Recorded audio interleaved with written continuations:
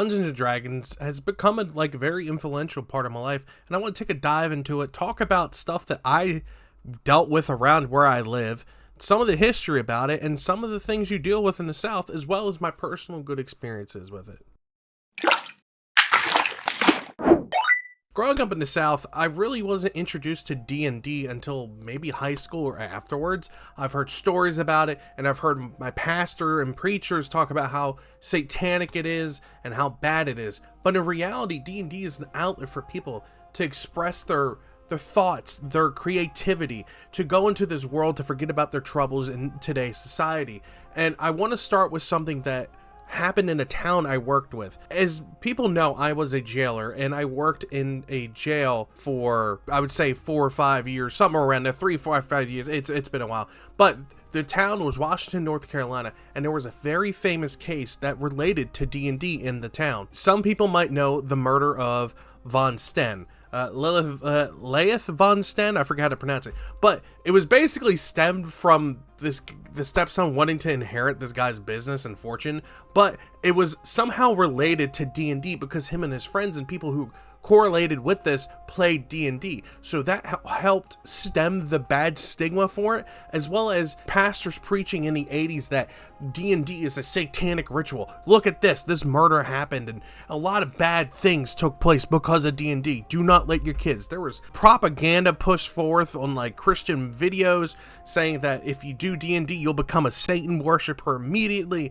And it's wild how the 80s were with D&D and how outcasted people were. But nowadays, you would see people all over the place, from Critical Role and everywhere in between, famous actors and everyone playing D&D and helping them increase their career because of their creativity from D&D. For me, D&D has been an outlet. I have done custom homebrew campaigns. I have played real campaigns. I have stuff sitting in my shelves back in my room that are waiting for me to start my own campaign so I can have a room dedicated to role-playing, to play other role-playing games as well as homebrews and stuff like that.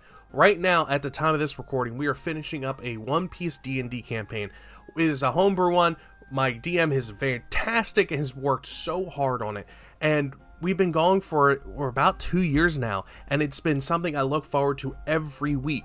Going through work, dealing with all this different stuff at work and life, but to be able to escape and be part of this crew that basically went and liberated people and did a bunch of different things in the One Piece world, and it's been such a good journey. And then we did a Pokemon campaign where I ended up basically saving Johto and the Pokemon world from a civil war, and I had a perverted Kingler running around grabbing it's full of good memories. Next, we're going on to do Naruto. Maybe we might do some other stuff. I thought of ways to make homebrew D&D or homebrew D&D campaigns for Cardfight Vanguard and stuff like that.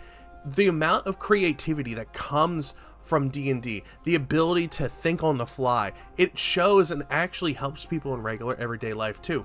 There's an article I want to show real quickly talking about how Christians realize that D&D is not that bad, and especially because of the pandemic that occurred, D&D basically gave an outlet for people to do what they can, and shows that D&D is not satanic. And they dealt with people going through the 80s always preaching to them, saying, hey, this is what D&D actually is. It's something bad for people. Do not do it because you'll be instantly become a blasphemy believer. You're false, a bunch of other stuff. Let's just take a look into it real quick.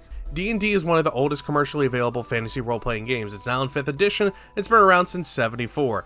They talk about it. And they even, like I said, it got repopular because of Stranger Things, stuff like Critical Role on YouTube, and then COVID-19 basically piled through because people can play it online with Roll20, which is what me and my friends do, and they can do it through Discord, and then they have free 5th edition on the internet, so you can do everything for free pretty much. You don't even need to buy the books. But this person talks about how soon after the pandemic, they started dabbling into D&D as a way to bring together people and their family, and the people that were praying together and playing together, they ended up start doing D&D and as a way to combine and get to know each other better, spend family time together. Through this article, he talks about his conundrum about how he deals with it. I'll link everything down below, but this is a good point of, I was always told that D&D was bad, but in reality D&D is so good, and it helps people. It doesn't matter any, physical limitations or anything. That doesn't matter. As long as you have a creative mind, you have the passion, the willpower to do something and just go on this adventure with these friends in a fantasy world and change people's lives in game, and even do stuff in reality that is fantastic. There's also a story about a guy and his friends who have been on a 40-year campaign.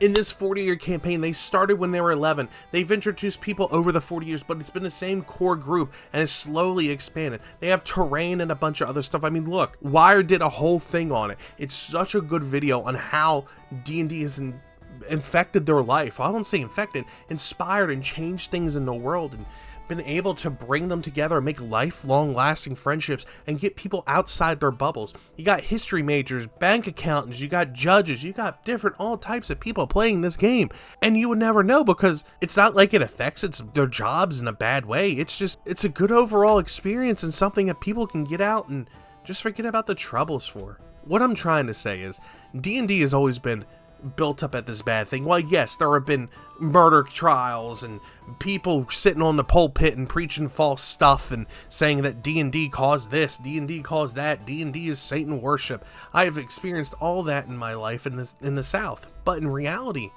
it's not that. It's something that people can lean on, spend time enjoying, get out and meet new people.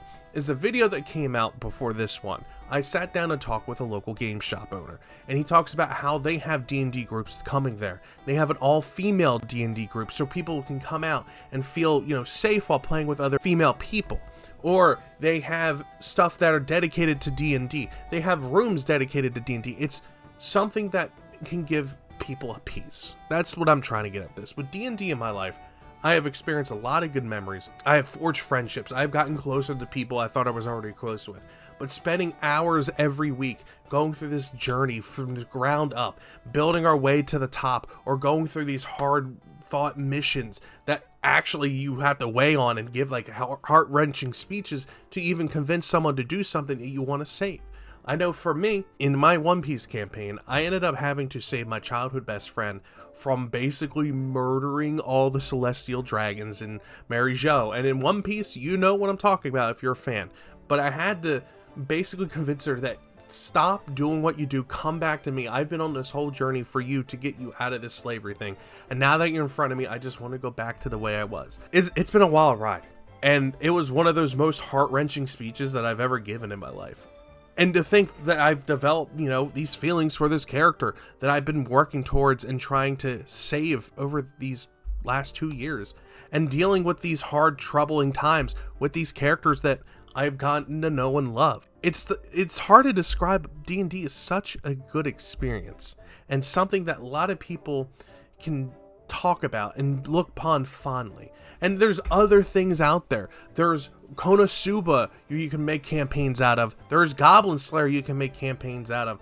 People have done Pokemon like we have, but more in depth. People have done Yu-Gi-Oh! People have done every facet of life. Avatar, Jujutsu Kaisen, different things. To go into these fantasy worlds and live as the people do in there and just experience it and see what it would be like. And it's a good outlet. It's a good mental outlet. It's a good emotional outlet. And I really do think people should try D&D more often. I think that's what the whole point of this me rambling has been about, is people trying to get people into D&D. I really do think that it's worth a chance and worth a try. So let me know if you guys have any D&D experience. I'm really curious about some of your campaigns. Tell me about some campaigns you've been through, some of your memorable moments. I've even done Fate campaigns, like, Fate Stay Night, Fate Unlimited Blade Works, stuff like that, where I think I was Teddy Roosevelt for one of them, and it was a good time. Or Colonel Custard, sorry, my bad, not Teddy Roosevelt, I was Colonel Custard, and my Noble Phantasm was The Last Stand or something like that. It was very fun. It was one of my first ones, and it really hooked me in.